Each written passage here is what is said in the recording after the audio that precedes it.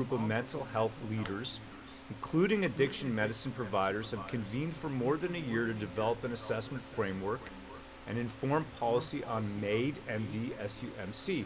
So again, in March 2024, a mental disorder will be acceptable as a sole underlying condition, SUC, mental, I don't know, MD, mental disorder, as a sole underlying medical condition. That's what MDSUMC means. Okay, so that'll be fine. In March 2024, if your only issue, it's not that you're paraplegic and that you suck out of a straw, all right, and that you have incredible pain racking your body, right, which would probably be you remember the song One by Metallica, right? Right. I cannot live. I cannot die. Yeah, that's a great one. Right? Exactly. You know, maybe that you could understand why that fellow would want to take MAID, right? Just end it for me, man. I mean, I remember listening to that song when I was 13 years old. It was an incredible song, right? But now they're saying that, hey, your mental disorder will be the sole underlying condition in March 2024. What will that do to society? Well, we're going to find out. But now these guys here are going to present this assessment process to attendees. But now what they're going to say, okay, is that they're going to start to come up with, I'm just seeing here if they're talking about it over here. Okay, they're not addiction. Addiction is the issue here, right? Addiction. Will addiction... Okay, here it is. Including addiction medicine providers. So is that going to be your sole underlying condition? So this is great to know. MAID MDSUMC. I'm just going to do a little quick search here. Okay, MAID MDSUMC as addiction. You see what I'm doing here? All right. MAID for mental disorders. State of knowledge. 2018. That's too old. Let's take a look here. I want to just do. I'm sorry about this. It's just a rabbit hole. I need to know. You know what I'm saying, Hannah? It's like, you ever feel that need to know? David Martell. Yeah. It's David Martell. I want to see what he's saying here. Oh, man. Okay, I'm going to have to do a little bit more research on my own time to really get into this. Valley Spring Rehab Recovery Center. What is the criteria? Well, we know that this is where it's being legalized, but I'm trying to see over here. What is the current state of MAID in Canada for drug addiction? Well, let's see here. In 2021, conclusion, it's a contentious issue to include drug addicts for ethical, medical, and societal reasons, questions. Well, yeah, I would say it is. It's just amazing to me. All right, let's go back to this article here, and let's just see. This is the guy, David Martell. Look at this smiling guy. He's very happy about this. It's just incredible. I want to get the video stream of this presentation. That's what I want to do. His eyes, is it just me, or is he cross-eyed a little bit? A little bit, yeah. Right? Hey guys, you wanna you can kill yourself. yeah. That might be a reason to get made one day. You just sign up and be like, well, what's your issue? Well, I'm cross-eyed. And they're like, okay, is that on the list? Yep, that's on the list. Okay, so it's not fair, he's saying here, to exclude people from eligibility, because in March 2024, you're going to be able to opt yourself for purely a mental reason. Right? You're a mental case. Maybe you just love too much, and people tell you you're crazy for loving too much, and I'm not crazy. Right? But maybe that's what they say. You just love too much, and you're crazy. That's why you're crazy. And I'm like, no, I'm not crazy. I love her, right? Okay, so maybe that becomes a reason, right, to take that MAID. But now they're saying that your mental disorder might just be, hey, that you are an addict. You are an absolute addict. Martell, the same guy. This guy is, the leading name in this, David Martell. Was part of a Nova Scotia working group that included doctors, psychiatrists, ethicists, and policy analysts. He said some of the criteria they discussed included requiring an assessor, somebody who was assessing, who had expertise in treating substance use disorders, if that was a motivation for the MAID request, and assessing what type of treatment the person had received and for how long. Wow. Opioid agonist therapy, which includes giving people medications like methadone or buprenorphine to help control their cravings, is considered the gold standard for treating opioid addiction. But Dodd said that those medications, another fellow named Dodd over here, said that those medications aren't easily accessible to everyone who uses them in Canada, so maybe you should just take MAID. I know people have to travel several hours to get access to what they need in the more rural places. Yeah, so of course, Oh, this is interesting. Is that right? Is this video going to be possibly? We'll have to take a look. Martel said assessors will also need to be distinguished whether someone is suicidal or had a reason to wish to die. As Canada prepares to legalize MAID for people with mental disorders, each province will have to develop its own protocol for how to assess people. Wow. Karen Ward, a drug user activist in Vancouver, says she considers the expansion of MAID to include people with substance use disorders a statement in federal law that some people aren't really human. While there have been fears around a massive influx of people wanting MAID assessments once the new regulations kick in, Martel said if triaged properly, expects the number of people to qualify to be relatively low, while in fact MAID numbers in Canada, okay, are extremely high. Right. So here, let's take a look at this third annual report. In 2021, there were 10,064 MAID provisions reported in Canada, accounting for 3.3% of all deaths in Canada. 3.3% of all deaths in 2021 were MAID deaths. Imagine if you told Someone figured, yo, it's an omelet. 10,000 people, man. And we don't even have the 22 numbers. These are rookie numbers, right? Right? Yeah, they probably stepped up their game since then. Oh, hell yeah, they have. And now March 2024, if I can just be like, look, man, I have a mental problem, and that's the reason I need MAID, and then I get 2 sign-offs or whatever it is. Sorry, I'm just like, yeah, I don't feel and so they're like, good. what is your condition, sir? And you say, I'm in love. Ben, yeah. You're watching me eat eggs and lifting weights late into the night. I'm madly in love. What's up? Please take my life. Right? Well, I would never. No, I'm not. See, that's the thing. I ain't crazy, bro. I ain't crazy. Okay, let's talk about apple cider. Let's talk about apple cider vinegar for just a moment here, in case, because I'm a big apple cider vinegar user.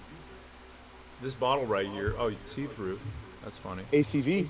Okay, that bottle I actually put yellow tags on it. It's actually apple cider vinegar. Okay, it's not this Bragg's brand, but it is apple cider vinegar. I take that as a kind of a curative. If I get an itch down below, ACV. I don't feel so good, ACV. I feel horny, ACV. All right, let's take a look over here. We got this tweet. What do we see? Okay, from Fred DiBiase. Not Ted DiBiase, not the former pro wrestler. Fred DiBiase on X Twitter says, were you aware that Katy Perry acquired the company Bragg's, which manufactures apple cider vinegar? And can you guess who she's teaming up with? Are you seriously telling me that Katy Perry bought Bragg's apple cider vinegar? Are you serious? Are you serious right now? Wasn't she like... was she on American Idol or like some pop singer or something? What the? I can't believe this, man. Katy Perry has bought Bragg's. This is a great ACV brand. It's got the mother in there. Mother, if you don't know, is the it's the stuff left over after relations. Interesting. Okay. Oh. So, yeah, it's the stuff left over in the can. Weird. Okay, so that's really hurting me though. So Bragg's, health food pioneer, popularized apple cider vinegar, dead at 94.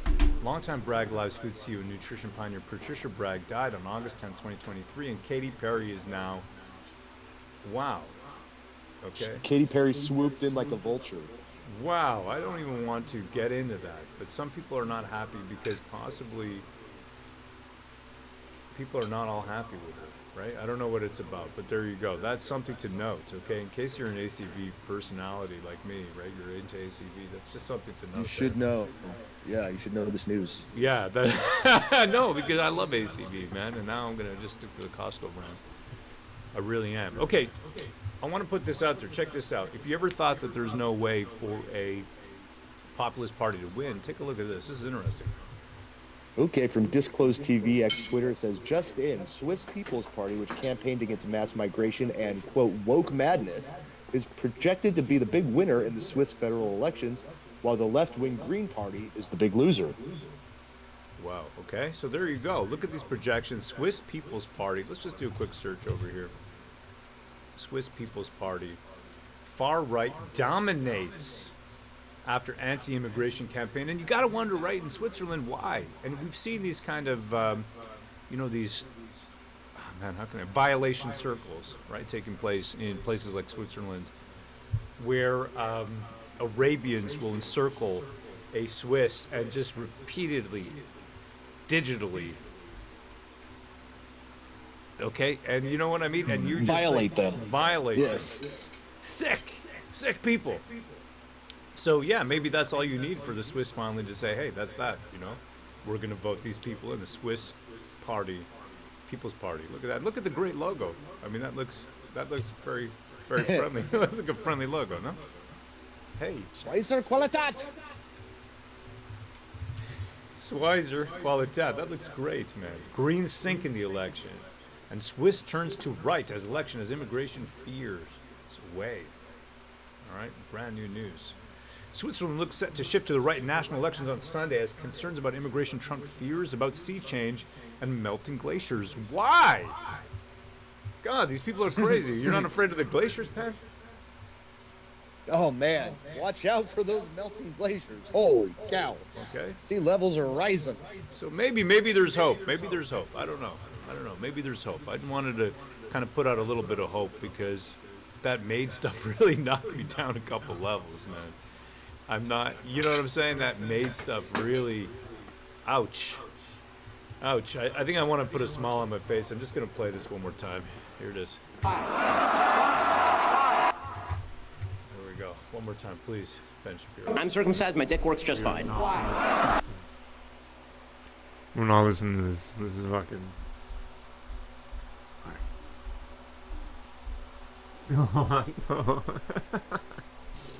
That's how they get you, man. She is the snake. She is the mamba.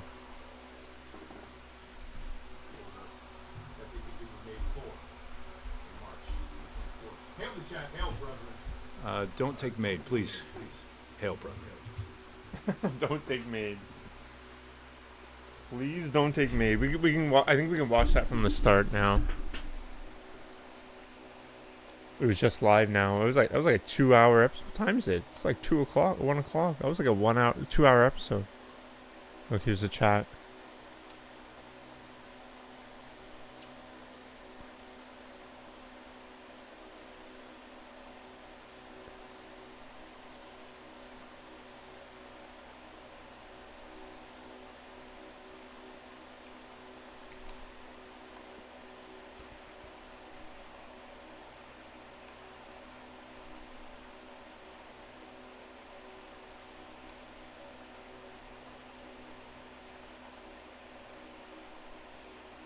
Absolutely. Yeah. So there I am, all right. I haven't taken a bath in like 3 years. 2 hours. Because of COVID. You know what I mean? I just can I relax. thought you were gonna say because you're Indian. Come on.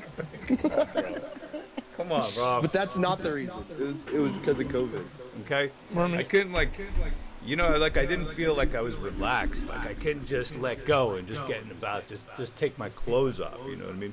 For a long time, you know how you ever feel like your clothes are a little bit of an armor, like you put on your your shirt, you put on your suit, jacket, and tie, and you head off to the fields, the mean streets of downtown Toronto, and you just sit there and you're in you're in a meeting and you just kind of zone out. You got your suit on, and you're just Appreciate it, man. Thanks, dude. anything passing this direction is not being absorbed.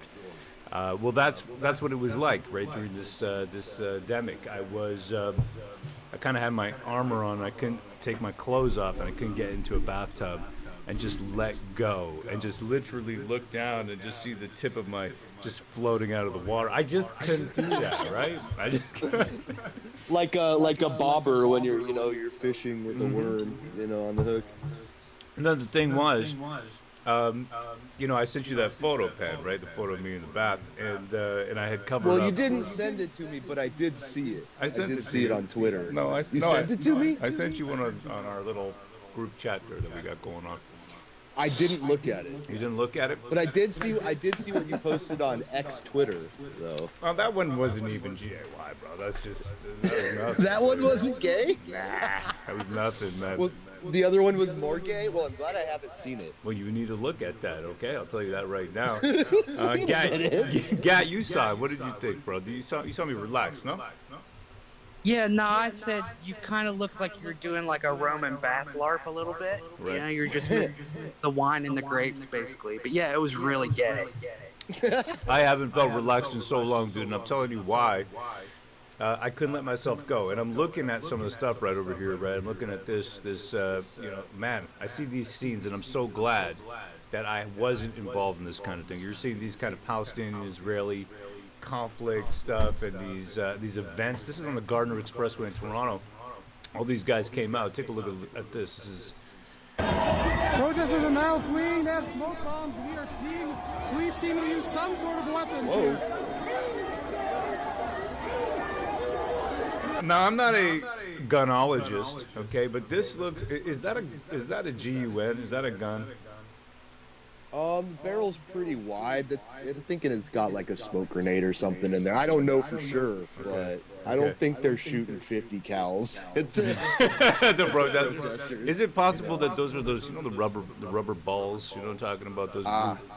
Okay. You know, they call that less than lethal ammunition. That's I think it. They call it. That's the one. LBD says Piscator 57. Yeah, there we go. Blue Dolphins is Mrs. Dong Lover. Hold on a second. Why the Blue Dolphins? Pan, you put Blue Dolphins in the chat. What's happening? I think it had to be the bathtub talk. Yeah, that must have been it. Blue Dolphin, old school. Right. Okay. Okay, I'm telling you right now, being in the bath compared to being here on the Gardner Expressway, in between all these Arabians and Middle Easterners who smell like shawarma, I will choose my bathtub every single time. Even though after I had that great bath, I realized that the drain plug actually had a leak in it. Okay, you know the drain, the rubber gasket, and water seeped down into right between the wall, right, and the actual pipe. Because I haven't taken a bath in so many years, and that water came down and landed on my children's head underneath my bathroom. So they sat there, and there's literally manna from heaven just dripping down their heads, thinking, "What the hell's happening?" Not realizing that it was my bubble bath. But I'd rather have done that. Bro, Yes. You're up there taking pictures like the Little Mermaid in the bath, and then like your family's downstairs eating dinner or whatever they were doing, getting rained on, bro. Like, yeah, it's just one of those things, man. I wanted my me time, okay? I wanted my me time, and I got my me time, right? I never get a moment just to touch myself. Here I am, right?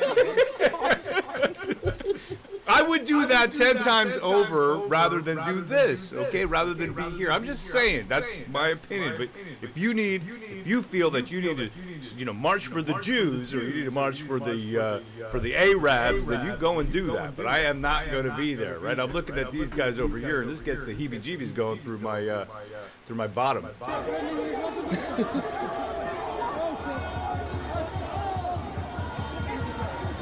Hold on a second. Look at this. This lady over here has got a mask on. She's like, you know what?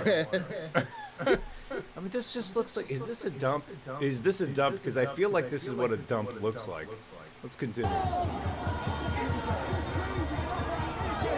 And look at these cops. They're like, oh, how do we defeat, all this horde, right? This horde street. What horde are you from? I watched this Russian channel, Russian ethnic music called Vek. It's a group, B-E-K. B is pronounced V from their Cyrillic alphabet, right? Of course, if you're, I took a Russian course once. Anyhow, so there I'm watching this, and I watched a 27-minute long video of this guy singing a Russian folk song while I was drinking my scotch, drinking this fine blended scotch, right? Delicious. A 27-minute folk song? 27-minute folk song, Pan. And I'm watching this, and I'm just thinking, man, this is the life. He is singing about, love and what a great song. Anyhow, I'm just in another zone. I'm looking at these people here, and I'm just, what are you doing out here? Can we send every one of these people back? And people protesting across the globe, they're not even quite sure which is the Palestinian flag or not. I'm going to show you something here. It is a... They're not? No, they're really not sure. And this happens because people aren't used to this stuff, right? Okay, so here we go. We got Kerala. The Kerala, of course, the southernmost state in India, right down there, the tip of your iceberg. All right, the one that pokes out in the bath. Amazing place, very cool place. They call it God's Country, very neat place. Okay, here we go. What are they saying over here, Pan, if you be so kind, brother? Okay, from Dom Luker on X-Twitter, it said, developing protesters in Kerala, India accidentally brought the Italian flag instead of the Palestinian flag to the pro-Hamas protests. Oopsies. So there you go. There you have it over here. Free. See, that's the other thing I don't understand. If you're standing, for against, children being bombed and the rest, right, in Palestine, then is that a pro-Hamas thing? I think that's just can you just stop this stuff? I think that's where a lot of that feeling is coming from, and that goes on both sides. That goes for the Israeli children, that goes for the Palestinian children. I just love children. You know what I mean, Pat? I don't want to see anybody get exploded. Oh, look, they even to Palestine here at the end. I mean, that's got a misspelling here, right? Listen, in India, you don't always get spell checked. That's just not what happens, okay? What do you think the Italians are feeling about this right here, looking at that? Yeah, they probably don't want to be anywhere near this mess, I would assume. Anyhow, all right, so here we go. Back to Toronto.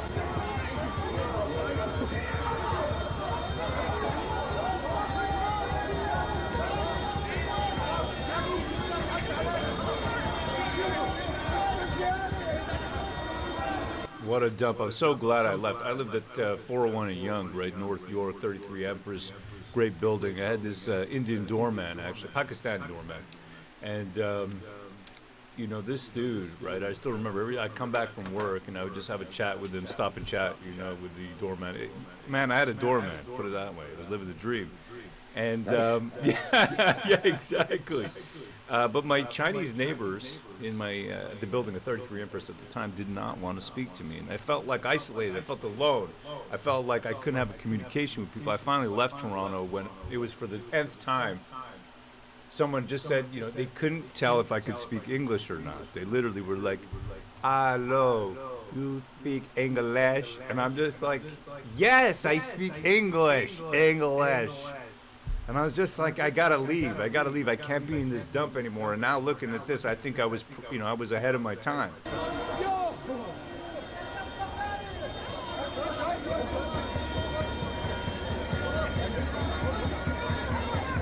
So they're actually kind of trying to stop their own people from pushing up against the cops. Rightfully so, but what a dump, man.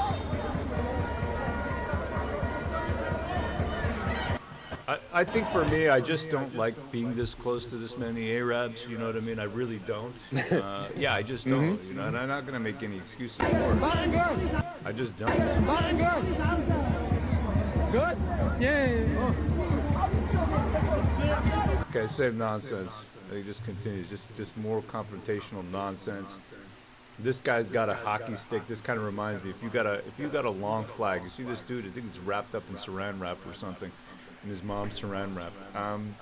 If you remember this, Pan, where they're not letting you into Parliament Hill if you got a flag along. Yeah, right. They had limitations on how big your stick could be. The dimensions, the length, the width, the girth of your pole. This just reminds me of that. It's got a little bit of a flashback. Anything else here? And a lot of kids too. You notice that? A lot of kids, right? I mean, a lot of these look like youngsters. I mean, this guy can't. This one here in the front there with the curly hair, the curly kind of African. I would say this is an Arabian and African mix. That's what I would say right there. Maybe like a Tunisian, something like that. I'm just getting that vibe over here. And look about 17, 18 years old. Look at this one over here. Okay, this one has actually. I mean, look at that. I like the haircut, man. It almost looks like a wig, doesn't it? Yeah, good hair. Good hair. Next generation of activists / suicide bombers. These ain't. Oh man. That kid looked like that kid could be a friggin' Benetton model. I love children. I got young sons. So for me. Yeah, handsome kids. Don't blow yourselves up. If I saw my sons at something like this, man, I'm telling you, man, I would beat the living out of them. I really would. I'm just saying, right? I'd be like, what are you doing? What the are you doing? And then I would just, right? Thing is that your sons get stronger than you eventually. It's just one of those things, right? But you want to hope to God that they get a little bit of sense before they're stronger than you. All right, here we go. We got the arsehole Canuck, and he says, Trudeau's favorite kind of protest: no bouncy castles, no free food, no music, no happy people, and most importantly, no honking. Yeah, absolutely. No honking. And it goes to show, right? This was the power of the Freedom Convoy compared to anything like this. This is division. I'm seeing this in the right. I'm seeing this in the left. I'm seeing people, right, who have typically been. Sorry about that. I'm just gonna turn these. I can't listen to Arabian. I can't listen to Arabian. I'm gonna. Yeah. I'm gonna pause it right there. I can't listen to Arabian like this in the morning. You know that I can't. Allahu Akbar. I can't listen to this stuff, man. I just can't. I really can't. I'm so sorry. No offense if you've whatever does or God you pray to. But yeah, I just can't listen to this nonsense. I want to be left alone. I think that we've imported all these problems, and it goes for the Israelis, it goes for the Jews, it goes for the Arabians, it goes for the Eritreans, it goes for the Khalistanis, it goes for every single group. I don't care who you are. Stay the F home. Stay safe. Stay home. Right? Stay in your bathtub. Stay in your bathtub. Stay in your bathtub, man. Why are you bothering me? Why are you here in my country when I got bigger problems? Housing. I'm living in my mom's house, and you're on the Gardner Expressway. I'm trying to get to work. Trying to get to work so that I can make a living, so I don't have to say, hey, Mom, I don't have any money.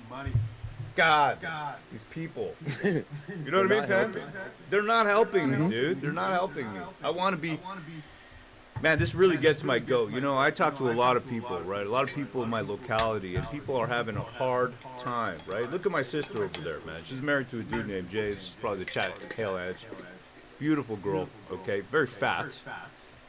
That's my sister, right? But beautiful on the inside, not so much on the outside. But but her husband James, and that's the Canadian dream, right? James married a cute little brown girl, kind of a little plump at the time. Now she's very fat, right? And but then again, she thought she's marrying, like a great, strapping young white man. He's gonna really be great. Now instead, he just wears a school bag and now it's a hunchback. Not today. Okay, but I'm just saying things don't always work out the way you want. But what are their concerns, right? Great couple, beautiful baby, right? My nephew Merlin, that's right, like the magician. Their concerns are putting food on the table, paying the rent, okay? Paying off their Visa cards. That's their concern. Housing, they're in a rental. They're not they're not going to be buying. They're not like me. I'm blessed to live with my mom. I told my sister, come and live with us at home. You're welcome to. You, James, and Merlin. We'll have like 15 Indians in the house instead of 10. But hey, we'll have a great time. She didn't take me up on the offer. I'm just saying that this is not my concern. Throw these people into the ocean. Flush the ocean like a toilet. Okay. Can we do that? Man, that's even better than sending all the immigrants to the moon if we could just flush them in the ocean. That'd be great. Flush them in the ocean. And I'm kind of worried about, our favorite country right now. Which country are we talking about here? Do you still remember these guys, man? Who, Crane? That's right. Ukraine. Okay? But to me, you don't forget about me. Right? Okay. Zelensky, right? You forgot about him. All right. What's happening over here? Man, these poor guys over here. Let's see. Let's take a look. Okay, from Axios, it says, Scoop, U.S. to send Israel artillery shells initially destined for Ukraine. Damn. Wow. This is like when you give... you give like a gift to the wrong kid on his birthday. You know what I mean? You're like, I've done this before, right? I'm like, oops, you guys are too old. No more birthdays, but the 8-year-old's getting a birthday. That's right. You're going to celebrate. He's going to be blowing out your candles. Gives me a thrill. Makes them cry. Psychological warfare, right? Okay. Damn. Yeah. Let's take a look over here. Let's read a little bit of this. Here we go. Okay, it says the Pentagon plans to send Israel tens of thousands of 155mm artillery shells that had been destined for Ukraine from U.S. emergency stocks several months ago. 3 Israeli officials with knowledge of the situation tell Axios. Why it matters, the Israel Defense Forces and the Israeli Ministry of Defense told their U.S. counterparts they urgently need artillery shells to prepare for a ground invasion in Gaza and a potential escalation of the war by Hezbollah along the Israel-Lebanon border, Israeli officials say. Hold on a second. Are they actually talking about they're also going to be going to war with Lebanon now? What's happening here? This was along insane. The border there, I guess. Wow, I'm not. You know what? We're not going to go deeper than this. I just want to say, Ukraine. Sorry for you guys. Really sorry for you, Zelensky. But that's it. You had your time in the spotlight. Every dog has his day in the sun. right? You get your 15 minutes of fame, and that's just what it is. And then you got to go back, and you've got to kind of, you got to live a different life. You know, maybe you got to take up crochet or something like that. But that's just what it is. And your time is done. I think his time is over. I really do. I believe it is. And just like him, you know, we've got some other starlets who their time is over. They just got to get with the situation. They got to accept that. We got Jennifer Aniston. Let's take a look at this. Okay, from ex-Twitter Rick Wilson's dog at SC Schumer says, whatever, what the hell is this dent? I don't know that I've seen anyone with a dent right there. This is a picture she posted. First of all, what am I looking at here overall? What is this? Why am I looking at this in the morning time? Why is this being put Is that really Jennifer Aniston? And why is she doing this on social media? Jennifer Aniston. Jennifer Aniston. Jennifer Aniston. Yeah. Is there any kinesiologists or maybe personal I think that's just her trainers out muscle. there? I think that's just her muscle. I think this Berg didn't understand that. That's just the muscle on her shoulder. You know what I mean? But Yeah. I'm just saying, I feel kind of bad for aging rock stars like Zelensky, Jennifer Aniston. I just feel bad for them. You know what I mean? Your time is done. Just kind of, you don't need to post stuff like this. I don't know. That's my opinion. What do you think? Yeah, Am I- no, I'm with you. Like, Yeah. fade away gracefully. You know, we don't need to see pictures, of you when you're sagging. You know, you're like, here, I'm getting old and I'm sagging. Well, I Here's a think you picture. can No, be- we don't want to see that. I think We you don't wanna can see be that. an elegant woman, you know. I used to have a very fine friend of mine. She had this friend of hers who was like 20 years old or 25 years old or something like that, 70 something. And she used to say to me, you know, I want to be one of those kind of elegant women.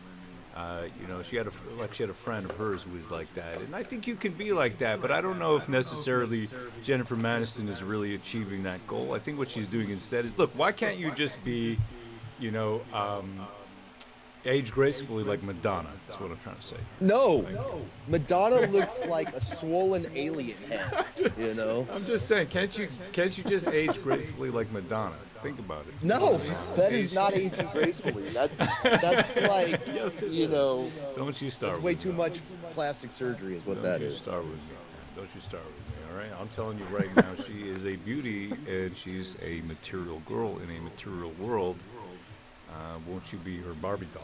Okay, here we go. We got Robin Monati, and he says, That the BBC puts slogans which contradict what an MP is saying in Parliament as he is saying it is, in my view, acting in contempt of the democratic process and should be condemned in the strongest terms by everyone as interference in democracy. so this is pretty incredible. We're not going to read the text, okay, just because some of this text is, it's not really the best text in the world for us to read on this part of the internet. But let's just say that you've got a guy in the Parliament, right, in the House of Commons of the UK, and the BBC themselves, the state broadcaster, is actually placing words below, like they're kind of fact checking the person on as he speaks live. Okay, which is just friggin' incredible to me. It's like YouTube where you get that little box that pops up. So Right. Yeah, they're doing that. The community notes, or whatever they call it. Right. So BBC is BBC noting them while the guy in Parliament, obviously he's not speaking to many people there, it looks empty. But the guy, he knows it's taped, so he's going to say his bit so that it goes up in the record in the Hansard, right, so they call it, which is the official record of Parliament. Those seats look pretty comfy, like a TTC subway bench that I like to sleep on. And of course, he's being live fact-checked, live community noted while he's speaking. So that's your state broadcasters at work. I just thought that was an interesting note. Right, Jesse 210717 says that's insanity coming to Canada. Yeah, that's interesting. Actually, Cher, Piscator 57 is talking about Cher. I saw that Cher talking about leaving the States if Donald Trump gets elected, I think. Cher, let's take a look. Oh no, what a loss that would be. Yeah, here we go. Right, that's just a couple She's days. still alive? I thought she died. If I could turn back time. That was awesome. Oh, man, yeah, can you sing a little bit of Cher for me? Do you mind, bro? If I could find a way. I'd take back those words that hurt you, and you'd say Sing it more like a something man. that. Your voice is it's too high pitched. Make it deeper for me, bro. Look, like deeper, like Cher. Yes, please. If I could turn back time, if I could find a way, I'd take back those words that hurt you, and you'd say something like that. Those are the only lines I know from that song. Beautiful. I just remember she was like on an aircraft carrier acting like a whore. That's all I remember. Whoa, take it easy. That's an attractive octogenarian. You stop that right now, brother. It's one of those women that should just fade away gracefully and not post any more pictures of themselves. Fade away beautifully, absolutely beautifully. Speaking of beautiful pictures of beautiful people, let's take a look at this. This is something brand new here. Take a look at this. Okay, from Auren McIntyre on X Twitter says, we're reaching levels of ethno-narcissism that were previously thought to be impossible. What are we looking at over here? Huh. Ethno-narcissism, the visual power of black rest. Black people are generally pictured as doing anything but relaxing, as being attacked or agitated or performing. The Black Rest Project aims to widen the lens. Interesting. So this is from the New Yorker cultural comment. All right, so the Black Rest Project, that's right. The Black Rest Project. First of all, let's take a look at this woman at rest over here. Interesting. She looks like she's in a Mexican hovel. Reading the I didn't Bible. know black people actually slept, they're never pictured as sleeping in the media, and I also didn't know they could read. And You're supposed to laugh. that was not. That was. God, I'm just getting. It was a bad joke. I'm getting echoes. Very funny. You know what I'm getting? I'm getting echoes. Crowd's laughing. CM loves it, but I'm getting echoes personally of George Floyd. Okay, and I'll tell you something. No. That I have actually been in amorous moments, right, where I felt that I could not breathe. No. But I Erotic asphyxiation. but I enjoyed those moments entirely. Let's move on. Let's see here. When the psychohistory of a people is marked by ongoing loss, when entire histories are denied, hidden, erased, documentation can become an obsession. Okay. She describes photography in particular as an accessible medium through which black Americans would be shut out of white art institutions. Blah, blah, blah, blah, blah, blah. Rest is power. An exhibition at NYU that gathers more than 30 artists from across the black diaspora. Rest is power. Rest is power. You know what? I actually don't want to get out of bed. I don't want to get out of bed. Okay? I don't You and most black people in this project. In this project. Yeah, you are really going too far today, okay? I'm going over the line of decency and normalcy. Well, maybe not normalcy, but decency for sure. Why is this kid wearing a do-rag, and what is happening? Why do they have so many stolen shoes in the boxes on the side there? What's happening? Now you're doing it. Those aren't stolen. It's reparations, bro. That's an amazing headboard. I like the headboard. Holy shit. And now Classy. The side table? Man, what am I doing wrong in my life? Okay. Let me see some more black people at rest. You're just getting a shampoo, though. That's not a rest. Oh, here we go. This person's sitting up with her eyes closed. Okay. No, that's not arresting enough for me. Honestly, I'm maybe meditating. Maybe. It's just crap. Okay. In some images, repose is decadent. Renee Cox's Miss Fang, 2009, lounges in a hot tub smoking a bottle of rum and a snifter by her side. There are also milder effects. In Jamaica Cal Gilmer's black and white portrait to Ember Chantabernage, a woman sits on a bench nursing an infant so small that the child still hears to the mother in a single line, chubby legs struck straight out. Blah, blah, blah, blah, blah. I think this is just called being lazy and not getting out of bed, and I don't know why you need to do art about it, but there you go. That's your latest in the Black Diaspora. That's your black update. Okay? Yeah, that's your black update. Widening the lens. Let's move on to the Mexicans. All right, a Mexican. They're at it again. Here we go. From the Globe and Mail, it says Argentina economy minister surprises by beating right-wing populists in first round of Argentina's presidential election. Okay, all right. So this guy was set to win. Apparently, this is pretty interesting. You had a right-wing populist, I think what they're claiming to be a libertarian, okay, and he was coming up against the economy minister Sergio Massa, and this guy, they really thought that this populist, right, a right-wing populist, which is his name was, hold on a second here, the guy upended national politics and pledged to drastically diminish the state. Which is interesting. Okay, so the guy's name is Javier Milei. That's right. So J is pronounced Ha in Mexican. And we've seen this guy up there, right, with his haircut. You know, like kind of doing that whole Boris haircut thing going on here. And he was, yeah, they were really, people really thought this guy is going to win, right? That's why you got even the Economist here saying this is a surprise result. We accept all the cookies and also give them the dimensions of my backhoe. Over here we got, if you'd be so kind, let's take a look at this article. Let's see what they're saying here. Okay, from The Economist, it says Argentina's presidential election delivers a surprise result.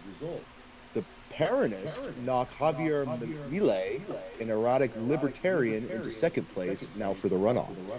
So, this is the guy who won here, all right, is the economist who actually caused a lot of problems, Sergio Massa over there.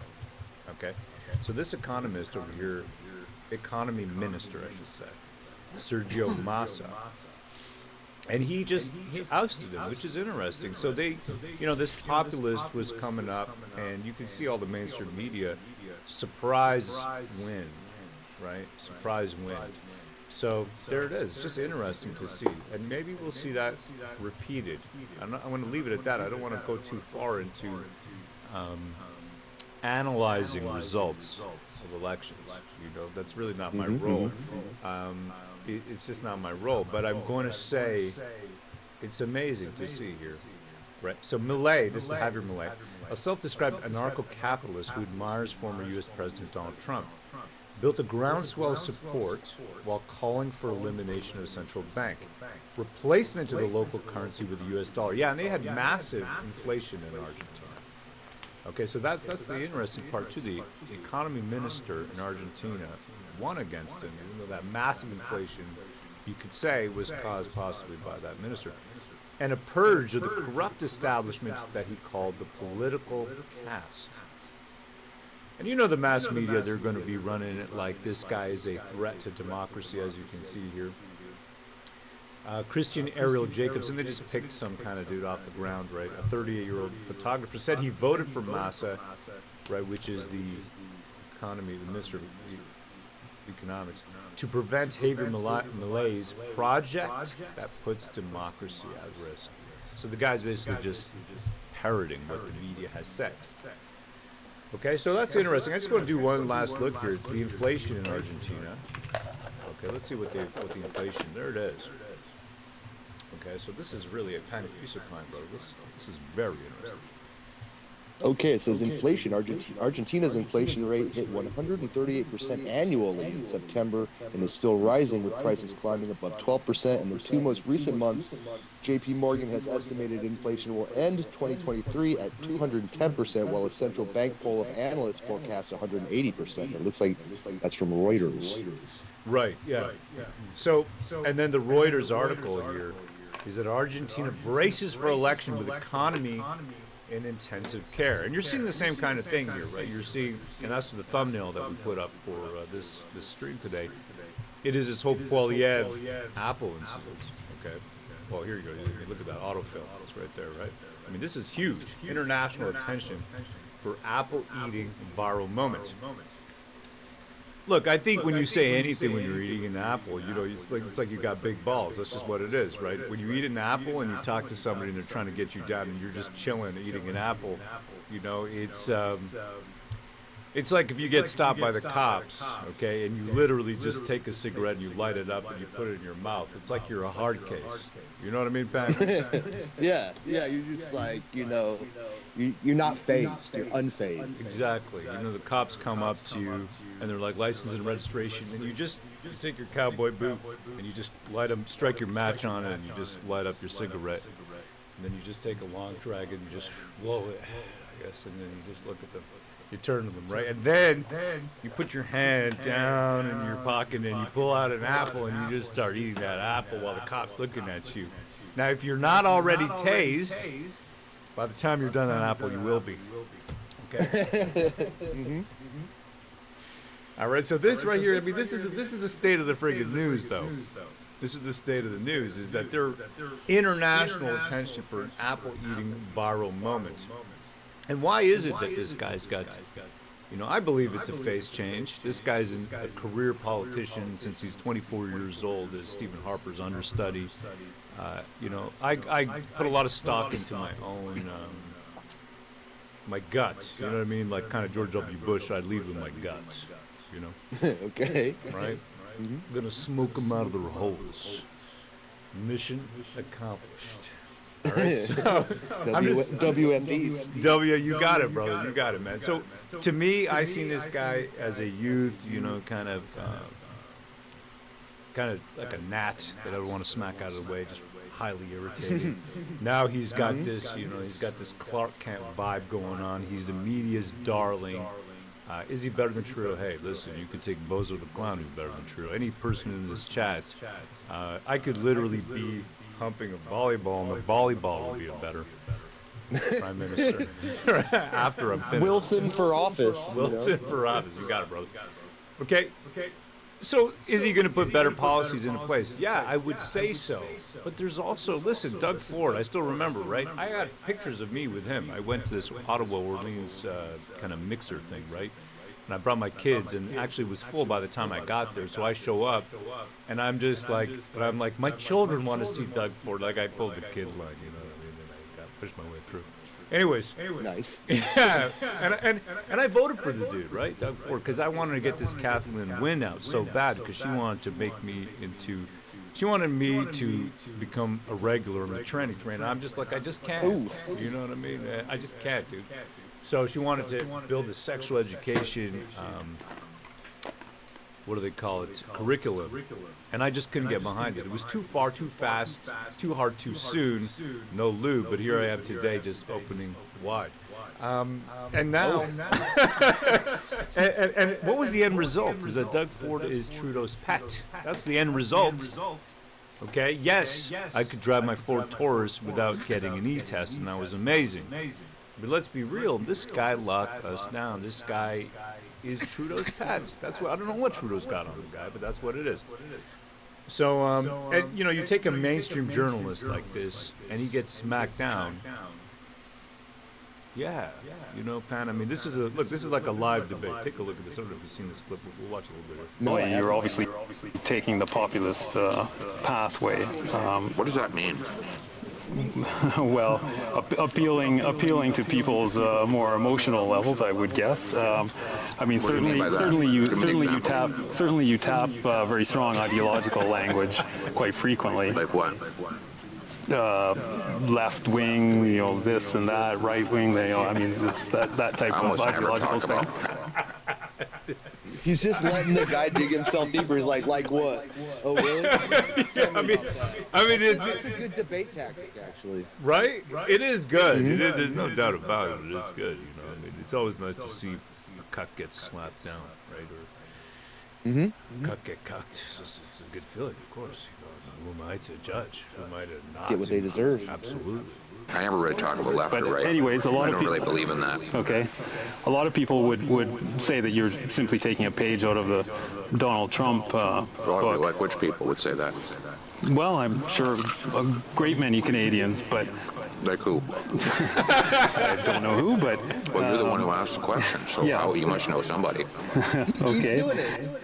Yeah. What do you think, man? As a debater, I like it. It's funny. The apple actually helps, because he's like unfazed. He's just chilling. He's letting this guy dig himself deeper. I think it's a good look. I think it's funny. too. Oh yeah, it's great, man. I like it too. I'm sure there's some out there, but anyways, the point of this question is, I mean, why should Canadians trust you with their vote, given not just the sort of ideological inclination in terms of taking the page out of Donald Trump's book, but What are you also talking about? What page? What page? Can you give me the page? Give me the page. You keep saying in terms of turning things quite dramatically in terms of Trudeau and the left wing and all of this. I mean, you make quite a it's quite a play that you make on it. So I'm I'm not just sure. wondering. I don't know what your question Okay, is. yeah, forget that. Why should Canadians? This is great. Oh man. Yeah, it's pretty funny actually. I mean, I don't trust the guy. I don't trust any politician. I don't think you do either in a row. Same with Gap for sure. But it is funny. It's funny. Oh yeah, it is funny. There's no doubt about it. It's amazing. The only thing is, right, what I feel the danger is, and I'll point it out. You may not like it, but because of course hope springs eternal. Okay, and I'm like you. I want mad. I hope against hope. Hope and change, nigga. You know what I'm saying? I'm sorry, I thought of Obama for a minute there. You know what I mean? I just hope and change, right? Can we get it? And I would love it if putting in my ballot, right, in this district of Orleans, Ontario, would change things. I would love it, man. But I know these MFers. I know them, right? The UNSDGs, the party, just look at his deputy prime minister. It's the woman there with the mental illness haircut. You know what I'm saying? It's that the hair swept to the side and it's this identity politics. I'm a Jew. I'm a lesbian. I'm a this. For me, I'd be like, I'm a Paki. It's just so. I had a gay experience once. Just, can you just can it? I don't want to hear it. I don't care. I hate you. And I love my mom. Okay, that's really all there is to it. Let's And I live with my mom. Trust you with their vote. Common sense. Common sense for a change. We're going to make common sense common in this country. We don't have. We're gonna come on. Let me talk about platitudes, man. We're gonna make common sense common in this country. I mean, you may as well just say sunny ways, right? At this point, you may as well just be like, we're not gonna do dumb things anymore. We're gonna make common sense common. Well, there it is. There it is. Common sense common. I mean, I think it's a great smackdown.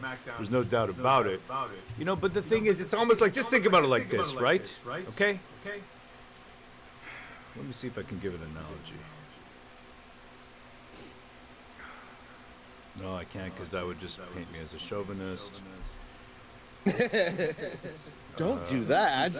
No, this analogy would make me into a terrorist. Definitely not I'm that. coming up short. I'm coming up short today. I really am. Most of them are all. It's Monday. Yeah, it's Monday. Okay, but put it this way. There's a saying. Okay, there's a saying in MGTOW circles. Of course, MGTOW is men going their own way. Also known as my girlfriend cheated on me. Now I hate all women. My girlfriend cheated on me with a black guy, and she loved it. Damn. And now I hate women. All right. So in MGTOW circles, of course, of which I kind of sit at a periphery, kind of just watching and lolling. But in MGTOW circles, there's a saying, and it's you gotta be mean to keep 'em keen, right? And I kind of feel, yeah, you never heard that. I'm not MGTOW. Yeah, well, I'm not either. I'm just not a I'm gay just incel. Yeah, I'm just too sweet to women. I can't do this. These tricks don't really work for me because I end up always just being nice.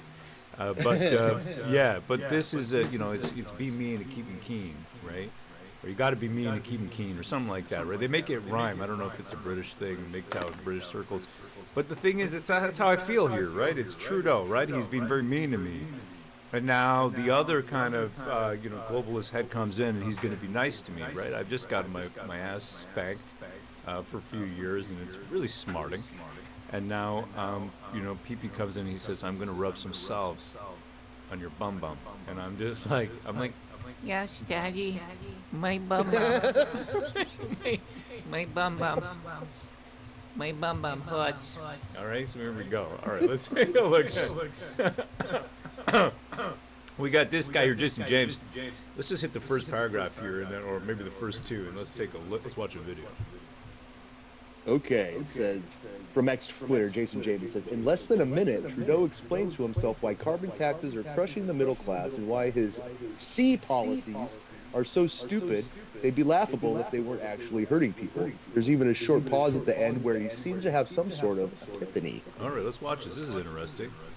Okay, this should be interesting. Let's see. Turn around and say, hey, we found the perfect type of, you turn around and say, hey, we found the perfect type of windmill or the perfect type of solar panel that's going to solve Barbados' energy needs. Oh, that's right. Okay, just to give us some context here, this guy went down to this CARICOM conference, which is basically take all the Caribbean nations, take the ones that are amazing at twerking, not so good at economics, and then tell them that you're going to pledge a ton of money. You're going to give them a ton of money to fight against sea change, right, which is basically weather stuff. Do that. Stacks of cash, right? Stacks of cash. Here it is. Just going to show you a little bit of context here before that. If you'd be so kind, Pan. But From again, CBC, it says, sea change. Caribbean looks to Trudeau to put quest for sea change funding onto the world agenda. All right, so there you go. So he goes down. I'm just going to show you a little bit more over here. This is from his actual notes from the PMO's office. Prime Minister, Caribbean leaders take next steps to fight sea change, grow strong economies, and strengthen regional security. So two major things here. You've got that massive money going to be putting into the, well, I guess they're island nations, right? So imagine if all the black people on these islands drowned, how bad you would feel, right? You'd, okay, so because of rising sea tide levels. Also, of course, you've got this vaccine equity program. That's right, the vaccine equity program, which seeks to equitize access to shots, right? To get as many. So basically, this is what it is, right? Let's throw that in there. It's stacks of money in to stop the Caribbean nations from sinking into the earth, right? To sinking, being swept away. So he comes out here. He's giving this speech, I guess, at it. Let's take a look. Or at least maybe after. You turn around and say, hey, we found the perfect type of windmill or the perfect type of solar panel that's going to solve Barbados' energy needs. Yeah. The perfect windmill for Barbados. I've never heard of that. Imagine the perfect windmill or the perfect solar panel for Barbados. I can't imagine that. What kind of... I'm imagining... If you take a book out of the Hottentots, okay, and you just create a massive solar panel that is two large cheeks aimed at the sun. Just strap them to the Hottentot women and, parade them around for free energy. Yeah. Great idea. Think about it. Donuts one. Treat them rough, keep them up. Hail, brother. Right? Treat them rough, keep them up. See, that's another saying. Hail donuts one. Yeah, from the MGTOWs. You're going to be like, great, perfect. That's what we want. Although you are doing amazing things on Barbados' energy needs. Yeah, you're going to be like, great, perfect. That's what we want. Although you are doing amazing things on solar panels. I heard just wonderful things in terms of the amounts you're doing. That's what global carbon pricing is all about. That's about making sure that everyone is taking responsibility for the pollution they're contributing to the atmosphere. That's why carbon pricing is so powerful. But it all. How are you going to price India and China then? This doesn't make any sense whatsoever. I'm telling you, you go down to India. My father went to China right before he passed. He went down on a trip to China, right, to find his Chinese roots. He was doing Chinese, Japanese kind of paintings and all. He left us dim sum, all that kind of thing, right? Probably had yellow fever. Didn't know though. And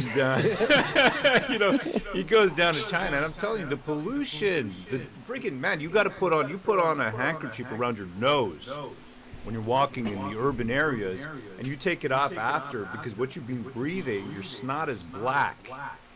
You understand? That's what we're talking about here. How are you going to put a price on carbon pollution, right, or emissions or whatever in the developing world? They're not going to listen to you. What are you going to do exactly? They're already laughing at this guy, right? They're already laughing at this guy, saying, "Hey, you do Khalistan. That's going to work, guys. But Khalistan's going to happen, but it's going to be in Canada. It's probably going to be in Surrey. It's not going to be here." Carbon pricing is so powerful, but it also, and it will continue to be, a debate, because even though it's a powerful way of changing the trajectory, it's also a very visible way of doing it, and right now everything seems very expensive, and that's why we're having continuous debates. Bro! No, you didn't. No, you didn't. Yeah, holy shit, this is amazing. He just, like, spelled it out, like the guy said in the post. He just spelled it out exactly why this is not politically viable, right? Anybody who's pushing this is going to get terminated politically. You will get politically, you will lose. Why? Because life is so expensive right now. Man, yesterday, right, I had my sister come over last night, and, you know, we got this app on the phone there. I used to use this flyer service website and find the flyers, right, back when I was looking at prices to... I mean, I got so many mouths to feed. I got to check the prices of meat. I can't just walk into a store and say, I'm eating ground beef today. That's not how I do things. You know what I mean? I'm like, hey, what's on sale? That's what we're eating that week. You know what I mean, Pan? That's just how it is, right? That's just how. Oh yeah, it is. frugal, Yeah. smart. Yeah, you got to be. So I saw this bottom blade roast, okay, for $13 a kilo. It's like $6 a pound. And I told my wife, I go, yeah, let's make some roast. Let's do that. You know, she got the app on her phone. I got the app, this Flip app, whatever. We're not sponsored, by the way. That's just what we're using now. And it's really cool because I can just see at a glance like what I'm gonna. It's the only way to be. I can't feed so many people, right? I can get a 50-pound bag of potatoes from Costco for $20 from the business center Costco over here in Ottawa. 50 pounds of potatoes. I can give 10 pounds to my sister. I can give 10 pounds to my brother, and I can have 30 pounds of potatoes. Okay, that plus a ton of steak, a ton of meat and potatoes. What else do you need? You know what I mean? Then you throw a couple cream corn, right? Sweet corn, right? What is it? What do they call it? Actually, sorry, peaches and cream. Gat, you and I have had this debate about. I've told you peaches and cream is one of the best corns ever made, and you told me that no, there's actually better. Disagree. No, there's like some. I can't even remember what it's called now, but it's like white something corn that they sell around here that's so good, man. Like if you had some fresh picked corn from the actual cornfield, you know, from that day, like you would change your mind. You need to come to Ohio and try I need to come to Ohio and I need it. Connoisseurs. Yeah, man, I need your corn cob, baby. But I think he just hit it right here. He just hit it. He's like the reason we're having this debate. This last like 10 seconds. But it also, and it will continue to be, a debate, because even though it's a powerful way of changing the trajectory, it's also a very visible way of doing it. And right now, everything seems very expensive, and that's why we're having continued debates on carbon pricing. What's with the weird expressions he's got? He's like, yeah, I'm a homo, and it's just expensive, and I don't know. It's just, you know. I mean, fuck, it just... He can't hide it. He can't hide it anymore. He knows he's screwed. He knows he's screwed. This is the problem, guys. This is the exact problem. We can't necessarily afford all this. Meanwhile, all right, there's guys like Lord Jacob Rothschild out there who are just... Right, we just showed this recently, okay? So this was the... I remember this. They got a Twitter account, a YouTube account, right? Where they're showing off their wealth. Well, it turns out that these guys, they got confronted before, the Rothschilds. These are massively, massively rich people. Incredibly rich, right? Let me just see here, the Rothschild Manor. I don't know if you remember that YouTube. Anyways, we saw a link, but let's see. Yeah, was it like Waddesdon Manor? That's it, Waddesdon. You got it, man. This is your Waddesdon. Waddesdon. And if you don't know, you know, the rumor is that the Rothschilds funded both sides of World War II. Right, but we're not going to... Yeah, we're not getting into that. No, just so people know who they are, what they're famous for. Well, it's that. Well, we're not going to, you know... That's conjecture, as far as we're concerned. That's the rumor. Okay? But this is their place over here, and they have no problem showing off about how much money they have and about all their connections and everything else. And of course, they got their own, YouTube channel, Wadiston YouTube. Okay, and that just shows off this incredible wealth, absolute incredible wealth. You know, ding dong, which is dead. Okay, living the dream over here, right? Living the dream. And they're not afraid to show you how massively rich they are. But, this guy gets confronted. Let's take a look. Mr. Rothschild, how you doing, sir? Can you tell us what went on at the Bilderberg meeting this year? Sorry? Can you tell us what went on at the Bilderberg meeting this year? I didn't get that, actually, no. The Bilderberg? You weren't there? No. This year. What went on last year? No, I wasn't there last year. I think that was my cousin. Your cousin was there? Yeah, I think so. Okay.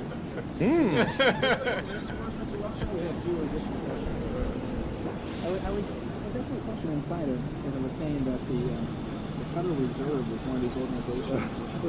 One of these organizations that a lot of people say is the source of any main products all across the world because it's a private thing that was started by your family. No, it's completely untrue. I was asked that earlier. It really isn't true. He's walking the streets. He's unfazed, guy. What is the reason for this? What's the reason for this, brother? Well, yeah, think about this. This guy is probably the richest known man in existence. They say they got a list of these people who are supposedly the richest people on Earth. I think we don't realize who the richest people on Earth is, and this dude's one of them. His family has made so much money and owns so much land and commodities in the world, right? They control entire markets that this dude walks around totally unfazed. Like, do you see the smirk on his face when Federal Reserve brought up? And this guy's bringing up, actual facts. This dude's not making any of this stuff up. This guy's trying to interview him. And just the smirk on his face. He don't care, dude. These people are untouchable. I don't think people understand how untouchable these people are. He's like, why, yes, I am a lizard person, and I do partake of the adrenochrome. Right. And then he's like, oh, well, I wasn't there at the Bilderberger, but my cousin was on my behalf. Right? I feel like that wasn't me at Epstein Island. It was my cousin. Right. I just feel like these people, man, they're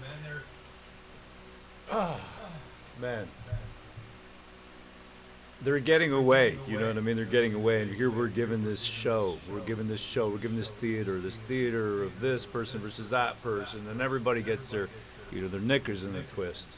You got people now on the right. I see this stuff all the time talking about. If you criticize what Israel is doing in Palestine or in the Gaza Strip or any kind of engagement that they're pushing through, if you criticize any of that, then you hate the Jewish people. You hate Jews, which is insane, which is absolutely insane, because I love bagels, right? So that just, to me, is just absolutely crazy. If there are no Jews, then how do I get bagels? Think about it, logically speaking. And I know that Chinese these days, half the time you go to a Japanese restaurant, it's Chinese people in the back. I get it. I know that. I know that probably Chinese people make bagels now. I know. But I want the authentic. But they're not as good. They're not as good. Yeah. They're not as good. And speaking of the Jews, let's take a look at over here. We got Mr. Ben Shapiro. Let's see here. I'm circumcised. My dick works just fine. Wait a minute. What? I'm sorry, Ben. I'm circumcised. My dick works just fine. Okay. Well, that was your update in Israeli news. Yeah. Yeah, interesting. Works just fine, folks. Works just fine. All right, here we go. We got an interesting idea around immigration, and Japan is really pushing this one through. It's very interesting because, of course, we don't like immigrants, right? Well, we only want the cream of the crop, the peaches and cream, if you know what I mean. And the rest, you want to just, it's like the husk of corn. You just want to throw it, okay? And you're not interested. You're not interested because I can't save all corn. I just can't, okay? So Japan's got an idea. Let's take a look. Okay, from ex-Twitter at Navy Hato account says, Japan is working on increasing its birth rates rather than import millions from the Middle East, Africa, and India to replace their current population demographically and culturally. Would this option work, even be allowed to be voiced in your country? Wow. Okay, first of all, right away, I want to say I love Japan right now. This is Japanese Parliament? Holy moly! No. I just want to say that I love Japan right now. Okay, that's all I want to say. That I think it's a great nation, full of great people. That's what I want to say. Let's take a look at their draft measures. Let's take a look over here. NHK World Japan reports, and they say, "Oh, look at this Japanese baby. Look at that cute Japanese baby. Well, that's a really cute baby. You know that?" I'm just thinking of this baby right now, just suckling on the memories, right? Just drinking deep of that sake of the soul. All right, let's take a look over here. What do we got? Japan unveils draft measures to reverse falling birth rate. Japan has drawn up a draft plan designed to reverse the country's falling birth rate, which includes boosting financial support for child-rearing households. The government presented the package of measures to a panel of experts on Thursday. Wow, very cool. Well, maybe that's what the woman in Parliament is trying to do by showing the cleavage. And she's trying to stimulate the birth rate. Yes, stimulating my birth rate. I'll tell you that right now. Okay, so, and I want to say something. I don't think, because I have been the recipient, this is one thing that I have received, okay? I received this, and of course it's been cut down because I earn too much money to really get any significant, well, it's significant. I wouldn't say that it isn't, right? For a while I was getting about $1,000 a month because I got so many kids, right? Even though I was earning a lot of money, but that's what they were sending me. Now the way I figured it out is I'm paying so much tax, like tons of money in tax. Okay. In fact, I have still more tax to pay. But the fact is that I don't necessarily need economic support. I don't need money. I don't need that $1,000 a month. Just don't tax me as much. That's all you need to do, right? If you don't tax me as much, I'm actually going to get a lot more money if you decrease the taxes. You know what I mean, Pan? It's like this. I don't like the idea. I don't think it ends well. We've seen that, and Canada's pushing the UBI. The UBI is in the news right now, Bill S-233. Okay, that kind of was on the back burner for a bit, but they're pushing it out again. Universal basic income, and I don't need money. Just don't take my money, as much even, and I'd be happy with that. Right now, I would only say F the CRA. That's right, F-U-C-K, the CRA, Canadian Revenue Agency.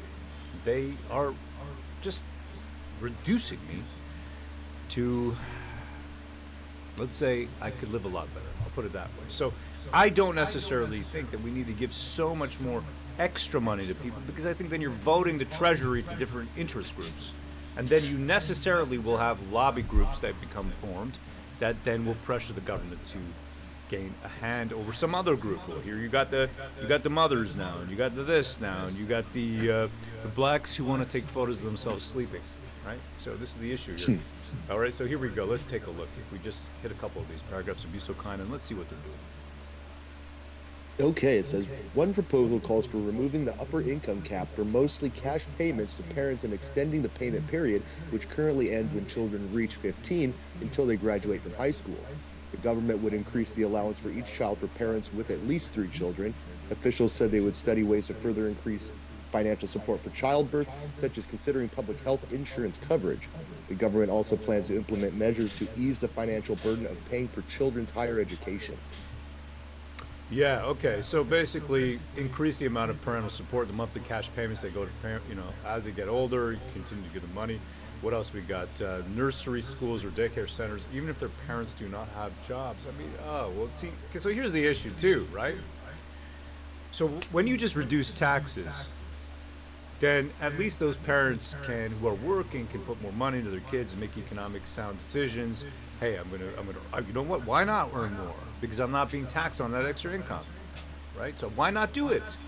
I can support my own. I'm just gonna work harder, right? But instead, this kind of thing here, where you're like, hey, even if your parents don't have jobs, what do? You're incentivizing, the ne'er-do-wells, the NEETs of society. What is a NEET? NEET is a term in the UK, and I got a cousin who's a NEET.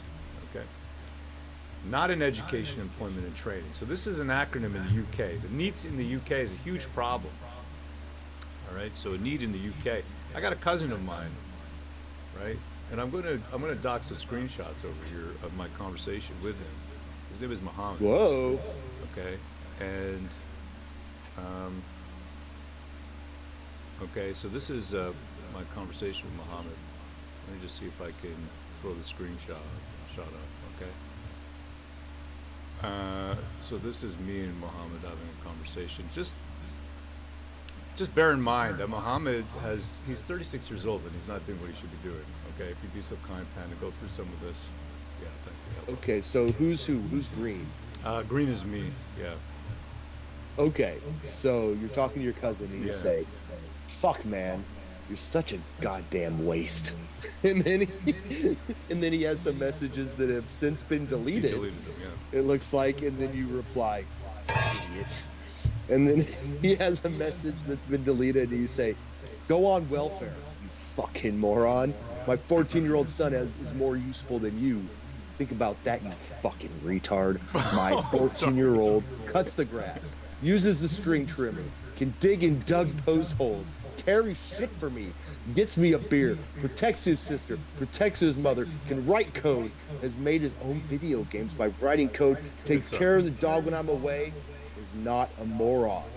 You, 36-year-old idiot, cries about his gay life, never held down a job, abuses his parents, abuses his mother, is fat and gay."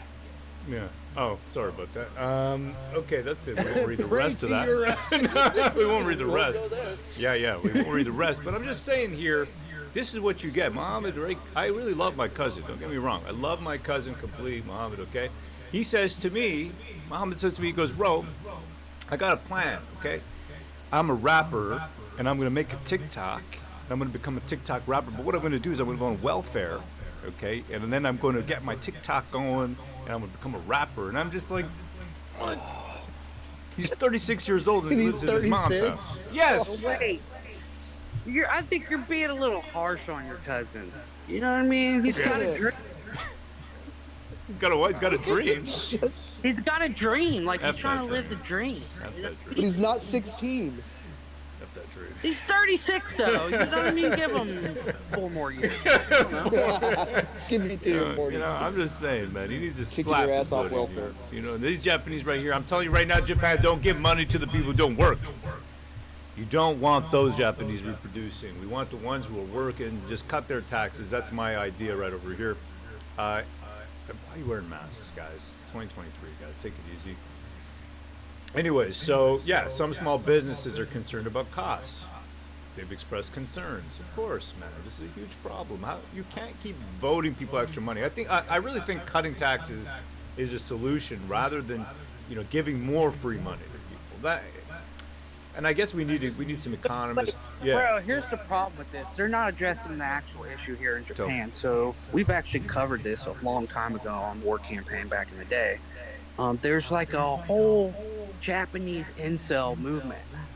It's not MGTOW. It's like even worse, I think. Remember that? They're like, yeah, Japanese dudes are not having sex. They can't get laid or something. Remember that? Right. We covered that. They're like buying sex dolls and sex robots and stuff. Right. Man, you're... Yeah, I remember that. Right. Well, look at this guy. I mean, look at this dude. And they like hentai. This is a Professor Shibata Haruko. Right. He ain't getting laid, though. That dude has a huge hentai collection. Yes. Oh. Look, I'm just saying, man. I'm just saying that Professor Shibata Haruko, he got a great big Japanese Gojira in his pants, is what I'm saying to you. All right? That's what he's got. Yes, sir. Godzilla. Yeah, exactly, man. Japan's fertility rate continues to slide to record low. And this is what we always say over here, right? You got to take care of your own. You got to just allow people to reproduce, man, and don't. Man, this really hits me. It hits me right into the white natalism. You know that, Pan? This hits me right in the white natalism. Right. Yeah. Right. Old school. What do we have that meme? The white natalist I meme? think we do. Right over here. If you'd be so kind. Yes. There it is. There it is. We love all babies, but we love white babies. We're white natalists. Yes, sir. Not white supremacists. No. White natalists. I just want to see more reproducing in our countries and less importing, okay? Because they're not necessarily going to be Canadian. I know. And for the Americans, the same problem, right? They're not going to be American right away. They're just not going to get it. You can't take somebody from Dumpistan and expect them to instantly love eating a double Angus cheeseburger, okay, or a bacon sandwich, or freedom. And maybe they're totally happy with instituting Sharia law across the nation of which they've adopted as a home.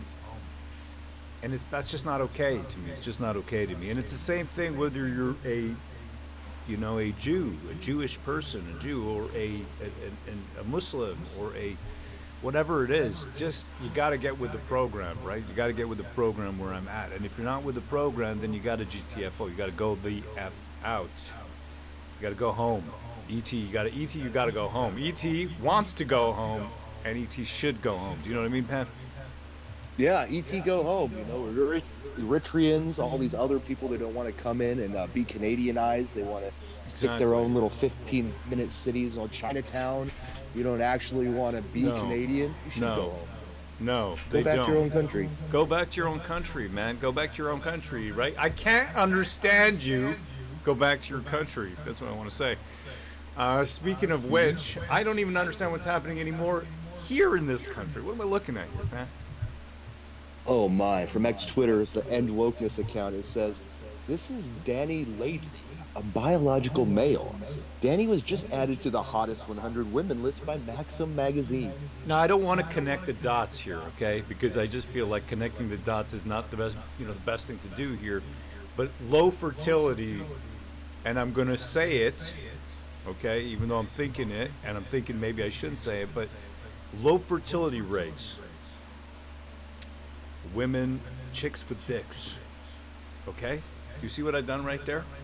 I've just said two things, okay? And I didn't say the words in between, but low fertility rates, low birth rates, white natalism, as in loving children.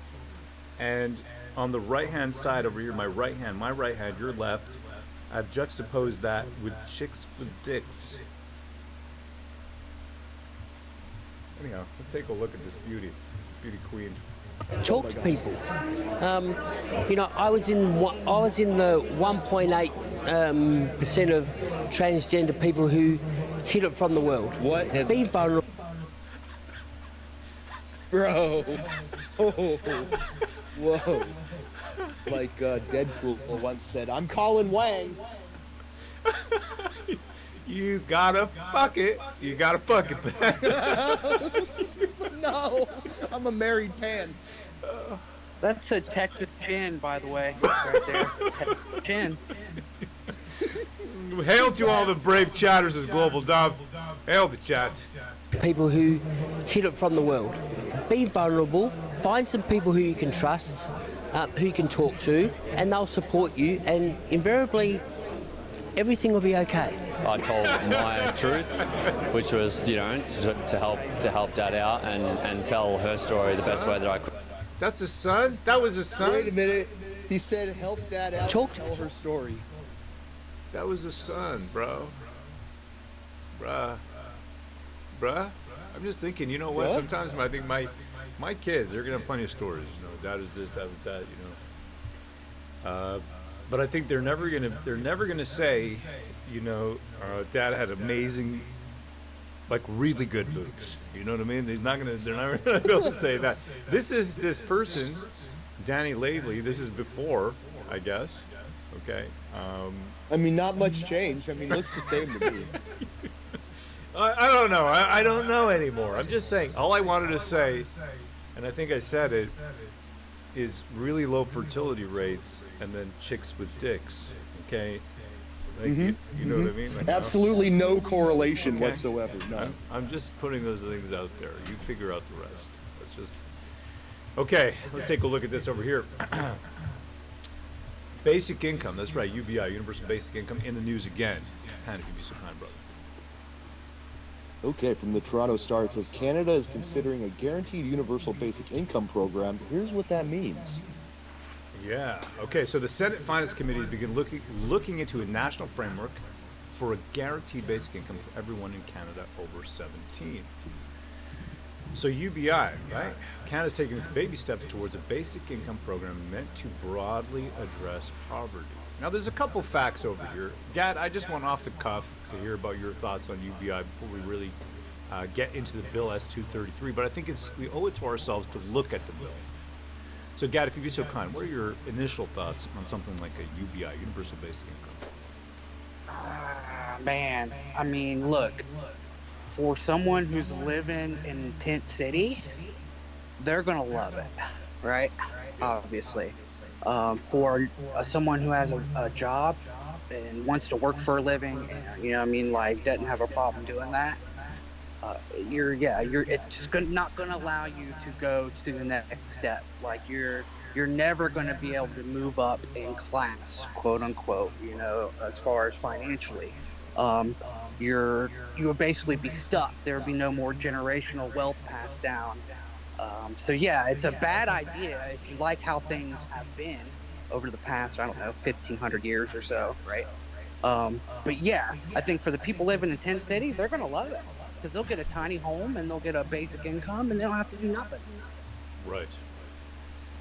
Right.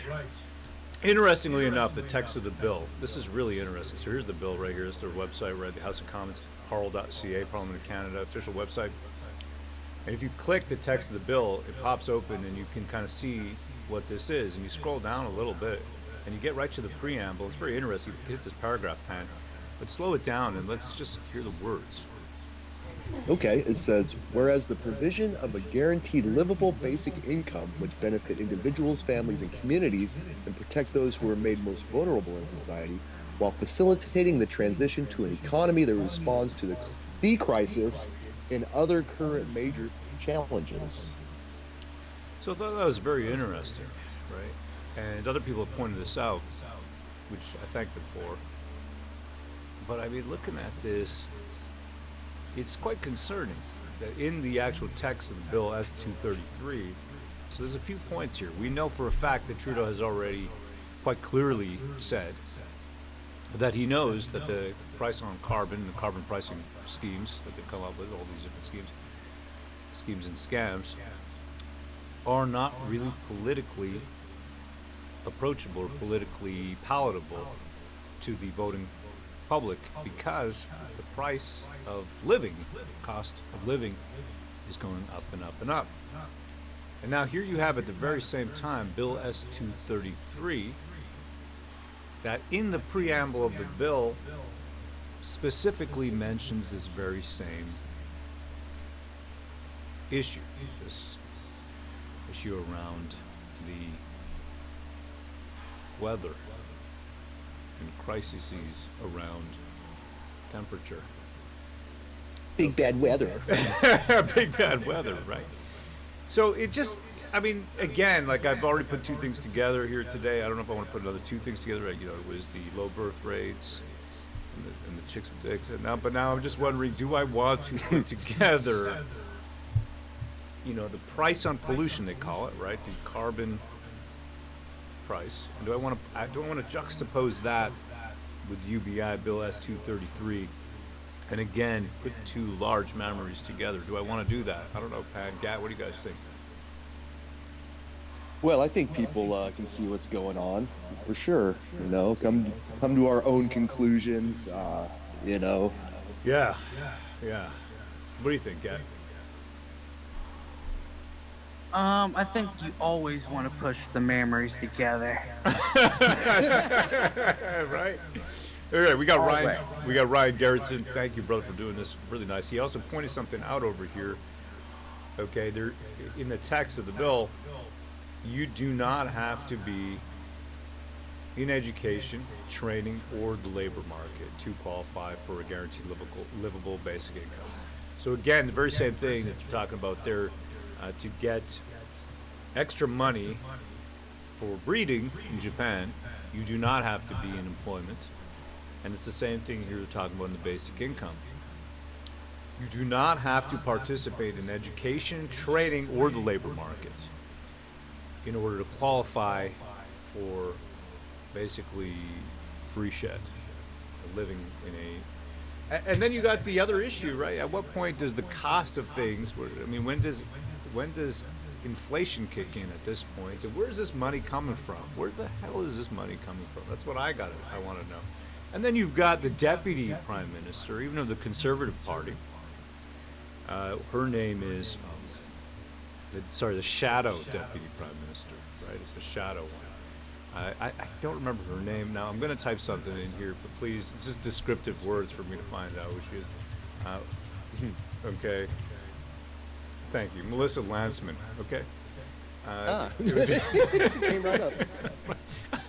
Sorry about that. I just forgot her. It's Melissa Landsman, okay? It's not trying to point out any of her individual characteristics. It's literally, I forgot her name. I had to type in, it's like me saying black golfer, and then of course Tiger Woods comes up. So famous black golfer Tiger Woods, right? Anyhow, so Melissa Landsman, if you look her up, all right, and you go UBI, she's been pushing it pretty heavy. Okay, this is from UBI Works. And this is where I'm telling you, like, these guys, I don't know how different these people are. Here we go. Steady thing, the minimum income. Well, you know what? I actually do somewhat agree with that, and there's a conservative position on this. The universal income benefit, the thing that you're talking about, where you're giving people a living wage, that's gonna come. And it could be that by a different name. Doesn't sound very conservative to me. I actually think conservatives can own this, because you know what it does do? It does take government out of the mix of a bunch of means-tested programs thrown out of Ottawa by a bunch of bureaucrats, and gives everybody that thing that they need. At what point do you stop having like any kind of socioeconomic position and call yourself conservative? At what point do you just become, like, at what point do you become literally identical to the reigning party? At what point? I don't understand. At what point does the NDP, the Liberals, and the Conservative Party just merge into one, unit party that is like a hydra with 3 different heads, all pecking away at my pecker? Ooh. I'm just saying, right? Let's hear some more from this beauty. To get back to work, and we put that onto people, and we believe in them, and we try to get them out of poverty. How are future governments going to pay for that? Well, because with that thing, the revenue's in now. I think that any government that wants to bring this forward is a government that's going to need a mandate from the people, because I don't think the Liberals have the mandate to do that in Ottawa right now. I don't think that any party necessarily has a mandate to spend into the future the way that they've been spending during this pandemic. Absolutely. So, what's our economy going to be like? Who is this clown? She didn't answer the question at all. No. He asked her how they were going to pay for it, and she totally did not. Right. They just print more money, says Weightlifting. We are in doo-doo and not funny. Scum says they already merged in the 80s, all the parties. Terry French says that's her musing about UBI. PP will never go for that. Agreed, Terry, says Eddie Cast. We got Benoit Laferriere who says conservative communism. Yeah, absolutely. Tinfoil Hat Nick says basic income equals theft from taxpayers. It's redistribution of wealth. Chuck Keyworth, how does it remove the government from the equation when you have to legislate, regulate, and print the money? She's been diving some LSD-laced muff. Hell, bro. Yeah. GOV, he's got a great point. Drugs will make sure that you're humming enough to not care or notice that you have nothing. Zizor says conserving the WEF plan. Weichi, the thing about capitalism and democracy, quotes, is that money buys the votes. Yeah. Interesting to see her squirming. Say, we can own this. We can totally own this. Sure, the way that they've been spending during this pandemic. Absolutely. So, what's our economy going to be like? Who is this clown? Who is this clown in the bow tie and the friggin' glasses? Who is this clown? like? What should government be doing to funnel people to the jobs? I mean, we've seen government, federal government right now, picking and choosing companies. That's not going well. No, that's not going well. It never goes well. Of course. I think the government needs to invest in actual people, in skills, in making sure that we're ready for whatever the economy looks like. Because we saw that, we closed our doors, and this affected adversely sort of the lowest wage jobs, the precarious labor, and we got to figure out how to get people out of that, trained up into whatever a new economy looks like. Okay, wait a second. She just said that because they did all these, closures, that people who actually work have been affected. Yes, absolutely, because you friggin' closed everything. There's still places here I drive up and down, right? Innis and St. Joseph here in Orleans, Ottawa. And there are places that are shut down permanently. They're not coming back. This friggin' Clock Tower Brew Pub up the road from me, it's an Ottawa chain. It's just Ottawa exclusively. There's like 4 locations or something. Well, there were, and they're all closed permanently. They're permanently closed now. And it was a pretty good place to go, get maybe some fries, some chicken wings, or they actually had some Mexican stuff, have a couple drinks. They brewed their own stuff. And it was pretty chill. It was pretty good. But now it's closed, and it's not coming back because you F the economy. So what are you saying to me that now, giving free money to those people, as it is, it's hard to find good people to work jobs. I don't know if you've noticed, but services it's huge. It's a massive decline in service. I can't get the service. Do you know what I mean, Gad? Like service. You were telling me about Applebee's. Can you recount the fine service you had? Remember that black fellow there? Talk to me about that. Yeah. Well, I don't know if I can do that. No, yes, the way you can. I told the story. No, tell me. No, say it, bro. I want to tell it the way I told you, though, and I can't. No, you can't because it's not. I will say this about service. So, yeah, it's gone to crap, and I don't think it's just because of I think it's because of it's a generational thing, right? I think it's a lot to do with this next generation. No one takes any pride in their work. So even the guy back in the day that used to shine your shoes and make a nickel at a time, right? He used to take pride in his work, And I think that's the actual problem with people nowadays. It's the new generation, and no one takes pride in what they do anymore. And so everything lacks, especially in service industry, where you're making tips. It's like you think that's the one place where it wouldn't lack, because have a good attitude, do your job correctly, get a bigger tip, So I don't know, man. I think it's generational. I don't know if it's just generational, right? Because I feel like you've cut out so much of the staff that coming into it, the new staff don't even know how to behave anymore. Well, maybe you're right. I don't know. Millennial stuff as well, coming into the mix, and that's the generational stuff. But I mean, Talk to me about the good service, and I want to hear the story. And I don't think there's anything wrong with the story because it really was a great moment for you. You went to Applebee's, yeah. All right. So me and my ex-girlfriend, we went to Applebee's, and it's the local Applebee's. We go up there every once in a while. Want to have a sit-down dinner. It's not the greatest food, but you get pretty good service. So I go in there, and there's a fine non-pale gentleman who's having a good time, right? He's a real good waiter. He's a little limp-wristed, I'll say, too. I guess that's a good way. Flamboyant. Yeah, flamboyant, eccentric. Flamboyant black man, yeah. He's a great waiter, he's got our food, you guys need drinks. He's a really friendly guy. And on top of everything, they kick the jukebox on, and this guy, he starts breaking it down and basically twerking in the middle of the Applebee's, right? So I'm like, look, this is entertainment, right? When you go out to eat, you want entertainment. And this guy went the extra mile to entertain us on my date. And so, yeah, man, we left a big tip, and that's good service, right? That's what you expect when you go out, even to Applebee's. I want to see someone twerking when I go out to eat. No, I hear it, man. You go out, right? You're two fine, beautiful white couple, and you got this, this dark-skinned fellow, right? Flamboyant, limp-wristed, and this man wants to entertain you. He's putting on a show. He's doing his thing. And the feeling you get, right? The feeling you get when this is happening, it is, yes, I am alive. Yes, I am living.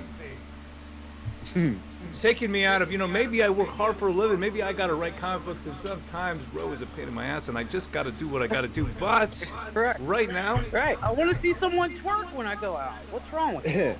He was taking pride in his work. Yeah, but right now... See some gay twerking is good service. right now here at Applebee's. I'm the king of my castle. And this is why my people colonized this land. Hail, brother. All right. I like that story. I like the feeling. I like the feeling. It's like a digital economy, a delivery economy, whatever it is, we've got to get them trained. Capable of doing that? They haven't been capable yet, but I do believe that this pandemic has forced us to think way faster, and we were way more nimble, and we did the work. The government did the work with 25% less people working there, and they did it faster and better than before. And yes, of course they did. Of course, she's a fan of big government. Fantastic. Your shadow deputy prime minister. That's PP's understudy, by the way. That's going to be the Chrysler Freeland if this guy gets elected. It's going to be, this is your new Chrysler Freeland. You're looking at it right here, right now. Absolutely. Your new Chrysler Freeland. Okay, we got Blacklocks over here. Very interesting here. We got this one over here. This is about 48% followed the rules. So this is Blacklocks Report. If you don't know, one of the great fine journalistic organizations. I'm a subscriber. Fantastic. One of the few places actually doing real research and bringing you news. Federal agents allowed thousands of inadmissible foreigners into the country under a program that failed 4 previous audits, says the new CBSA, Canada Border Services Agency report. Fewer than half of permits issued under a temporary resident permit program followed the rules. Are you surprised? Are you surprised at this point? I'm not. Something to note, though, right? Something to note. Even though we're not surprised, I just thought this was interesting, something to note. One other thing from Blacklocks that I wanted to kind of point out here, and this is about, well, they're mentioning Jill. Jill is, if you look over here, let's just go to the front of this website, and here it is, looking for Jill from Regina, talking about this carbon pricing. You got Stephen Guilbeault, who's actually saying that he has got letters that he claimed to receive from Canadians grateful for the carbon tax. Guilbeault said that he had thank you notes from a woman named Jill in Regina and Bob, a teacher. So, so this is the proof. The social two letters, right? 2 letters. That's right, Jill, and looking for Jill from Regina as well. Bob, a teacher. We're grateful for the carbon tax. So if you find Jill or you find Bob, let us know. We're on the lookout as well. Thank you to Blacklocks for bringing this news to us. But we are looking for them, highly looking for them. A little bit more Canadian news that's hit the mainstream right here. Vice News. Take it away, brother. Okay, it says Canada will legalize medically assisted dying for people addicted to drugs next spring. Some drug user activists are calling it eugenics and say Canada should be paying for the better harm reduction practices. Incredible. Yeah, I mean, that's wild. I mean, this is, they're expanding the MAID program, I guess. You got it. Let's take a look over here. Take it away, brother. Okay, Canada will legalize medically assisted dying for people addicted to drugs. From Vice, it says some user activists have likened the move to eugenics and say Canada should be funding more harm reduction. Okay, this is interesting because, I mean, I've heard a lot of people, what do they call it, Narcan? You know what I'm talking about? I mean, I'm not a really drug guy. I don't really know too much drug stuff. Okay, I don't roll in those circles. If I really want to get high, I will spin around in a circle very, very fast and just see what happens. Go from there. But don't they got this Narcan thing that they've been bringing everybody back to life with? You know what I'm talking about? What is it called? Narcan? It's Narcan. Yeah. Narcan, right? Okay. I think I know what you're getting at. Like, why do this when you can just eliminate the use of Narcan and then the people that you don't have to actually inject them and kill them later? Yeah, that would be nice. It's just an incredible system, Keep bringing these guys back to life again and again and again. And I feel absolutely, it's an incredibly horrific thing for somebody to be addicted to drugs. It really is. It destroys families. It destroys lives. This is why myself personally, I stick to the tried and true. You know what I mean? Good tobacco, and then of course we know the dangers of alcohol, right? And there are a lot of dangers around alcohol. Don't get me wrong, but we understand them. We understand them, right? And we know you can get pure product when you're drinking. I still remember I drank some bathtub liquor in India, in Punjab, right? Tara, it's called, right? And it's some bathtub liquor. And my legs stopped working for 2 days. I was with some Japanese tourists. Yeah, I was with these beautiful Japanese tourist ladies, and they just wanted to be entertained by me, and I simply could not function from the waist down. For 2 days, my legs, they wouldn't work. And I was laid up in bed, and I would have to drag myself You know, like that kid, that movie from Kids. Remember that guy from Kids? He's on a skateboard. I have no legs. I have no legs. Of course. That's right. Sometimes Gat reminds me of Telly from Kids. Anyhow. Oh, damn. Hey. That movie was creepy, man. I remember seeing that. I was like, man, these kids is dirty. I do not have AIDS. One of the worst movies I've seen as a child actually was not Kids. It was Basketball Diaries. If you ever want to watch Leonardo DiCaprio getting down and dirty, then that's the movie to watch. But anyhow, again, drugs, right? Drugs, okay? Drugs make you suck dick. And let's move on. Right, so currently people are eligible for MAID if they have a grievous and irremediable medical condition, like an illness, serious illness, or disability, putting them in an advanced state of irreversible decline and causing enduring physical or psychological suffering, excluding mental illness. That's debatable. I've seen reports. Anyhow, anyone who receives MAID must also go through 2 assessments from independent healthcare providers, among other criteria. Contentious idea of including people who are addicted to drugs is being discussed this week at a conference for the Canadian Society of Addiction Medicine in Victoria, British Columbia. This is incredible. Incredible. Okay, so now they're using this fairness argument. This is a mind F right over here. This is really the fairness argument. And if you'd be so kind, bro, this is serious right now. Okay, it says, I don't think it's fair, and the government doesn't think it's fair to exclude people from eligibility because their medical disorder or their suffering is related to a mental illness, said Dr. David Martell, physician lead for addictions medicine at Nova Scotia Health, who is presenting a framework for assessing people with substance use disorders for MAID at the conference. As a subset of that, it's not fair to exclude people from eligibility purely because their mental disorder might either partly or in full be a substance use disorder. It has to do with treating people equally. So am I correct here? They're saying that it's not fair. You're excluding me from taking my own life, right? Taking MAID. And it's not fair that you're excluding me because I got a mental disorder that is partly or fully a substance use disorder. So I'm being discriminated against. I want MAID. Am I on drugs right now, and are they going to give me MAID? Is my question. The way it's going, that is a possibility at this point.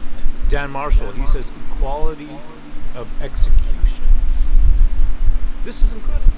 Whoever wrote this article is mental, says Carrie. Well, this is a quote from a physician, Dr. David Martell, physician lead for addictions medicine at Nova Scotia Health, who is presenting this framework for assessing people with substance use disorders for MAID at this conference. So I'm going to slow this one down because this is I know this is insane and my brain can barely parse and accept what I'm hearing.